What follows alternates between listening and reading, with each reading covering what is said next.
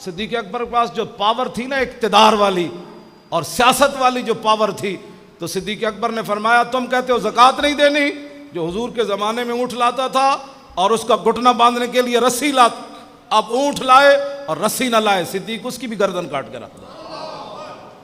یمامہ کے اندر 80,000 کا لشکر آیا تو صدیق اکبر کے پاس پاور تھی، 80,000 کا لشکر لے کر مسلمہ آیا، کہنے لگا میں بھی نبی ہوں۔ صدیق اکبر فرمایا تینوں پتہ ہے کون اگے بیٹھا؟ صدیق بیٹھا۔ ہاں جی، پاور تھی نا، تو پھر لشکر بھیج دیا۔ پھر کتنے 36,000 منکرین ختم نبوت صدیق اکبر مروا دیتے، 36,000، اور اس باغ کا نام ہی حدیقۃ الموت بن گیا کہ ایسا یہ باغ تھا کہ جس کے اندر 36,000 بندے مارے گئے۔